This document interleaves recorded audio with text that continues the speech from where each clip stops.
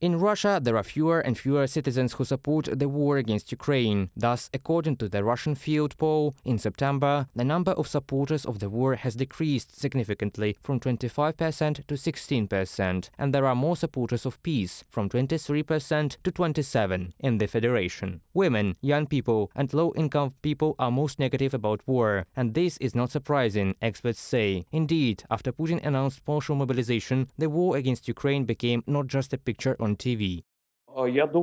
I think that these moods will change with the increase in funerals, coffins and packages in which the mobilized men will go back. Everything suited them, until the war affected them precisely, because they did not agree on this. They didn't want Putin to solve his problems directly at their expense. Thus, in Kursk, relatives of the mobilized Russians demand the recall of soldiers from the front line in the Luhansk region. Now corpses are being brought from there. The mobilized are thrown to the front line. They have no way to retreat because their own people will shoot them. They have nothing. They're just bare. The wives and mothers of the mobilized servicemen tell the Verstka publication that their loved ones were sent to the front line with weapons produced in 1985, and the ammunition was completely unusable. Such a problem has become quite common for the mobilized Russians: the lack of promised payments, no uniforms and no training. People riot and do not want to go to the war. These are the backpacks that were sent to us. Here they are torn with bare hands.